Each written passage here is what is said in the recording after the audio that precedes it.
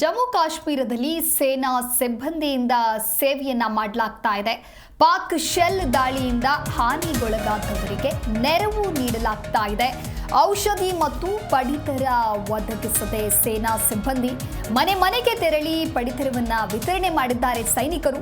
LOC ಬಳಿಯ ಪೂಂಚ್ ಪ್ರದೇಶಗಳಲ್ಲಿ ಕಾರ್ಯಾಚರಣೆ ಮಾಡಲಾಗಿದ್ದು, ಪಡಿತರ ನೀಡಿ ಸ್ಥಳೀಯ ನಿವಾಸಿಗಳೊಂದಿಗೆ ಸೈನಿಕರು ಸಂವಹನ ನಡೆಸಿದ್ದಾರೆ.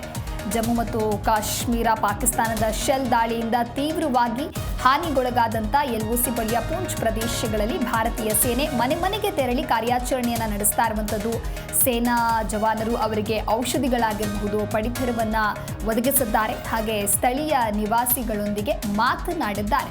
ಒಟ್ಟಾರೆಯಾಗಿ ಪಾಕಿಸ್ತಾನವು ನಡೆಸಿದಂತಹ ದಾಳಿಯಿಂದಾಗಿ ಜಮ್ಮು ಕಾಶ್ಮೀರದಲ್ಲಿ ಸಾಕಷ್ಟು ಹಾನಿ ಉಂಟಾಗಿತ್ತು, ಸಾಕಷ್ಟು ಮನೆಗಳಿಗೆ ತೊಂದರೆಯಾಗಿತ್ತು, ಸಾಕಷ್ಟು ಜನ ತಮ್ಮ ಪ್ರಾಣವನ್ನು ಕೂಡ ಕಳೆದುಕೊಂಡಿದ್ರು. ಹಾಗಾಗಿ ಇದೀಗ ದಾಳಿಯಿಂದ ಹಾನಿಗೊಳಗಾದವರಿಗೆ ನೆರವು ನೀಡುವಂತಹ ಕೆಲಸವನ್ನ ಭಾರತೀಯ ಸೇನೆ ಮಾಡ್ತಾ ಇದೆ.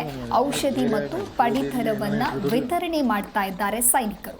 ಇನ್ನು ನೀವು ದೃಶ್ಯಾವಳಿಯಲ್ಲೂ ಕೂಡ ಗಮನಿಸ್ತಾ ಇರಬಹುದು, ಸೈನಿಕರು ಹಾನಿಗೊಳಗಾದವರಿಗೆ ಪಡಿತರ ವಿತರಣೆಯನ್ನ ಮಾಡ್ತಾ ಇರುವಂಥದ್ದು. ಪಡಿತರ ನೀಡಿ ಸ್ಥಳೀಯ ನಿವಾಸಿಗಳೊಂದಿಗೆ ಸೈನಿಕರು ಸಂವಹನವನ್ನ ನಡೆಸಿದ್ದಾರೆ. ಎಲ್ಒಸಿ ಬಳಿಯ ಪೂಂಚ್ ಪ್ರದೇಶಗಳಲ್ಲಿ ಕಾರ್ಯಾಚರಣೆಯನ್ನ ಮಾಡಿ ಈ ರೀತಿ ಪಡಿತರವನ್ನ ವಿತರಣೆ ಮಾಡ್ತಾ ಇದ್ದಾರೆ. Oh,